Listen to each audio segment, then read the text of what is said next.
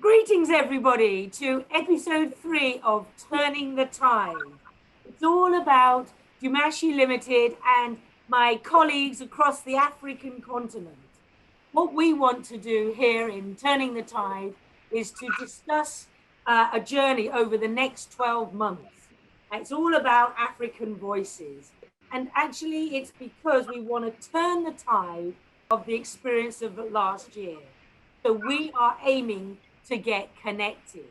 And in that, I'm going to be in conversation with two dear friends of mine, Kabir and Priscilla. Kabir and Priscilla, please say hello to everyone out. Hello. Hello, everyone. Priscilla, say hi. I'm glad to be here. So, yeah, what we're going to talk about in the next 15 minutes, 10 to 15 minutes, is this increasing realization of diversity and inclusion in business and our communities. And we're going to have an engaging discussion, I hope, because Kabir and Priscilla, they are so supportive of diversity, particularly for women in land, both in their personal and professional spheres. First, can I just ask you, Priscilla, what do you know about diversity? So thank you once again. To me, diversity is about our differences and individuality in terms of gender, ethnicity, our background, as well as religious background as well in the working environment. Yeah. So the inclusion is that creating an environment where differences are really embraced and where, all people actually feel that they are valued. And Kabir and Priscilla, we've been talking beforehand. It's actually all about tackling the war for talent, understanding the need to bring in the best people into organizations. So we've got to talk about improving gender balance. And diversity in our profession really hits a good note with African voices. And we're going to explain that in our conversation as we go along. And of course, as always, I'm always inspired by people and events that happen. And we've got International Women's Day, which was on March the 8th. And I've also taken a really strong steer from a text I often recommend by Amanda Clack and Judith Gabler, that is managing diversity and inclusion in the real estate sector. Diversity in its widest sense covers an awful lot of things. But because we want to talk about organizations and the war for talent, we actually believe that improving the gender balance is key to tackling that war. And so our sector, our profession really needs to do more to increase the number of women. So let's start. Priscilla, there's a background for you. And I really want to touch upon your experience as a young surveyor making headway in the profession. So the land and property sector is really conspicuously male dominated. But what are your thoughts about bringing in more women to the sector will open up opportunities for organizations? What's your experience as a young surveyor in that? Okay, thank you, Diane, for the opportunity. The main aspect and the main ways to bring women on board is to create incentives, make it attractive, because for a number of years now, it's known that surveying is a man's job because of what it entails. And in Africa, women are seen to be weak, physically weak, and will not be able to handle the tough terrain of surveying. But over years, things have changed. Things are not so stressful as it was now. Due to a lot of technological advancements, things are a bit easier in the surveying industry. So if you are able to educate, the first point is education.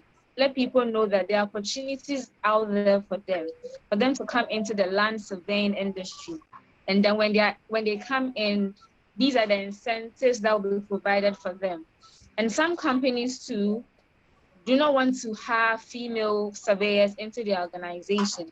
They feel like when they come on board, they will take long maternity leaves, leaving the work unattended to.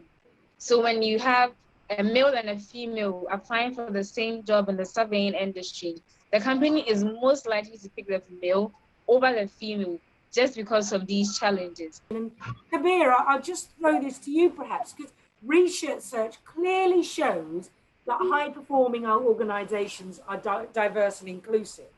And in any workplace, it's important to understand this. But what does it mean? Bear in mind Priscilla's comment about education.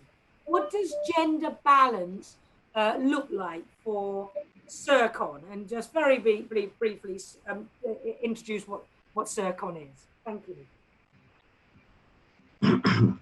Hello, thank you once more. Generally, gender balance should mean that women are given the same opportunity in any working environment to aspire to whatever situation they want to be. And in that wise, we can think of the number of women in actual employment and the number of men in levels of responsibility.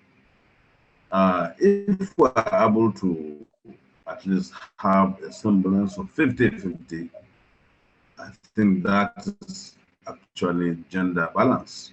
Not only in CIRCON, but God in his own mercy wants the gender to be balanced.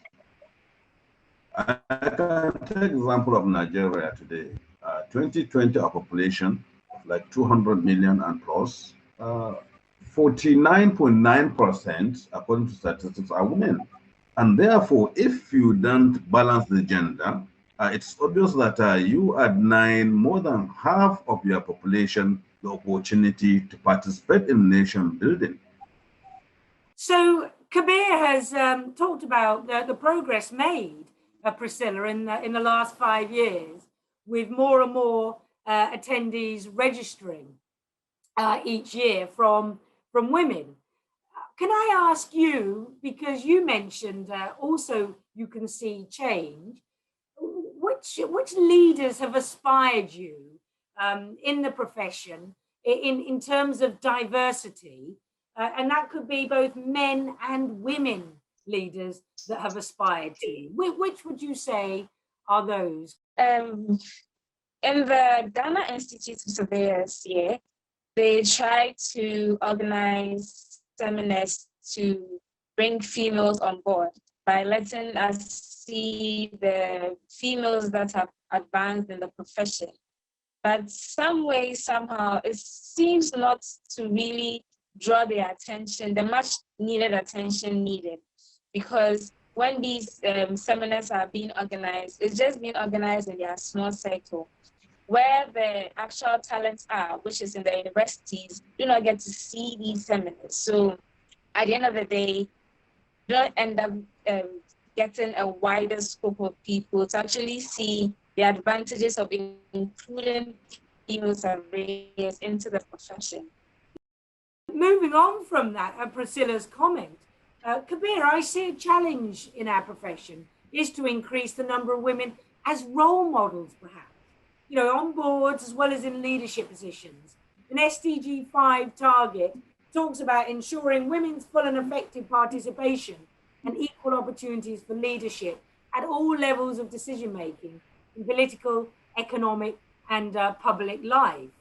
So, what do you see as the things that you've given support in, briefly, to women in Nigeria? In the profession? Women in Nigeria, like Priscilla has said before, face a lot of challenges, and the best option or the best thing we could do is to support the women in all ramifications to see that their aspirations, whatever it is, are achieved in an all-inclusive environment. Let's go specific to survey and mapping. She really captured a very important point that surveying is seen largely as a men profession. because of course the genesis and of survey mostly came from the army, from the etc. So it's largely male dominated. But now by default, I think with automation, with the Internet of Things, a lot of things have changed that women can aspire to be in that profession. By and large, we are capturing the environment and to make it more an enabler for the women. In particular, one of the challenges that we see women face, largely because of their economic disadvantaged positions, most of them cannot pursue education to the extent that they get registered. So we have some programs for women. As an example, we do career talk, like in secondary school, where we inspire them to take courses regarding surveying and geometry, so that at the end of the day they can get registered. And once they are able to get admission into any of the universities, we have program for indigent students. Like in Sokon, we have scholarship for female students who want to aspire into the profession. Somebody comes to mind there is Angela, you know, and what she's done, a great hydrographic surveyor. Hydrographic, yeah, sure. In Nigeria.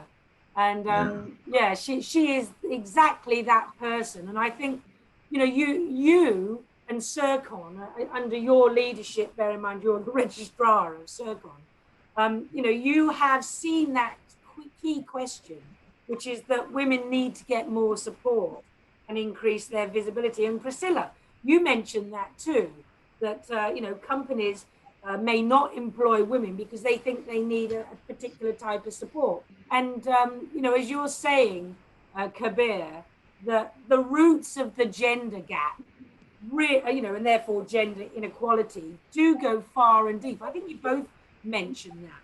But, you know, through peer, political and social pressure, putting these things on the spotlight, these factors will change gradually. And so I'm going to go over to you, Priscilla, because I know that you've done a project up in northern Ghana, I believe, in the land sector. And I was interested to hear from you, because again, SDG 5 gender goals has 9 targets, and one of them is to end forms of discrimination against all women and girls everywhere. Tell me just very briefly about your project and whether that addresses that target or any of the other targets. The little project in northern Ghana had to do with talking to the females, the women over there, on their experiences in their community, and if they are able to own land, if they are able to have access to land. And in our traditional setting in northern Ghana, women are meant to be seen and not heard. Is quite high there. So when it comes to land, it's put in the hands of a male, and then the female is basically the hired hand in handling matters relating to farming and other things, but not actually owning this land. When you talk to these women, the issue of child marriages, the issue of widowhood rights in northern Ghana is quite high. So women are not seen, actually. It's actually very rare to see a woman own land. And women that end up owning these lands are people that are educated, have reached some forms of, or some levels of education, And I think the issue there is one, most women are not given the opportunity to go to school. They're actually ignorant of their rights. They think they've been born into it and they see it as normal. They don't know that that's actually better for them. And they also don't have the opportunity to see that this is not what women, they're not supposed to be engaged in a certain social or traditional setting. We actually have the same rights. We are equal and we all have the opportunities to do what we want to do. So yeah, this is the major problem happening in northern Ghana. You know, it's clear gender parity is such a high priority, but bringing a whole new workforce of capable women into the workplace. And I've got to point to Kabir. You know, you have got this. I've known you for quite some years now. You have this underlying philosophy about always promoting women, supporting women. And I really don't want to embarrass you, but I do want to bring up a photo which just for me says it all about you and how much you really do share. And here it is, with you here looking your best in the middle, not only from the generations of the early child, the newborn in your hands, but this whole group of women as surveyors. And to your left, number 3 lady, that is Angela, whom I mentioned earlier. So, you know, fabulous what you do, Kabir, on that. Always impressed with the work you do. And Kabir, I'm going to move on then to ask you a question. And that is because to help address the issue of getting more and more women into the workplace for this diversity and inclusion. So Kabir, I would ask you, can you tell me about you and your involvement with Nigerian women surveyors? Because I understand there's a specific chapter in within CIRCON, and I'd be really interested to know a little bit about it. Thank you so much, Dan, for that very beautiful picture. I really loved it. And and the most important thing, as you can see, I was holding a female child. Oh.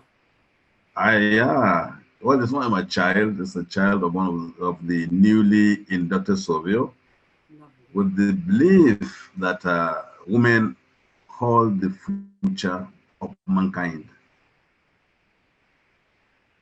Because in all ramifications, women are the ones who, right from the home, determine what type of child is added to the society. So, by and large, my involvement with women in surveying has been quite a long period of time, more than 15 years now. And it has been a fantastic relationship because in all areas of support that women need, we give it to them right from the time I was Surveyor General of Katsina State. I hosted the Women Conference in my state, and there's witness that is the most well attended and the most organized conference, which exports them to the highest level of power.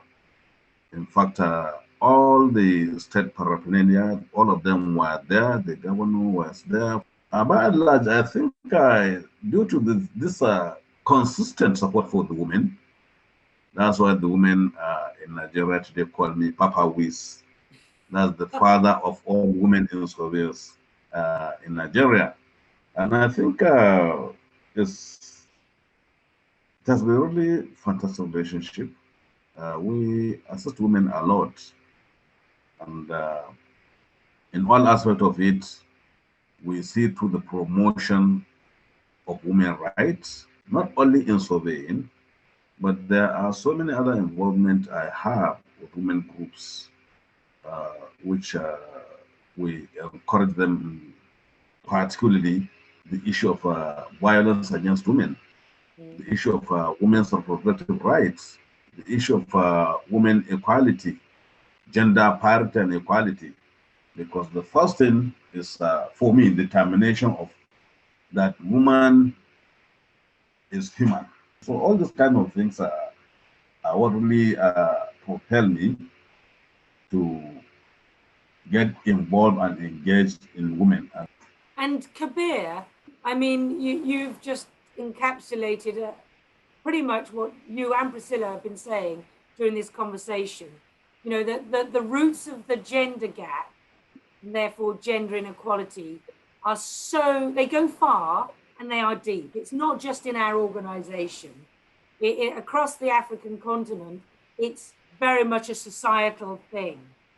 And, you know, through you, particularly in your senior position, Priscilla, as a champion as you're going up through the profession, through this peer political and social pressure, we've got to keep this spotlight really shining. And I know the network that we have across Africa, particularly the African Young Surveyors Network, is so good if only they keep connecting.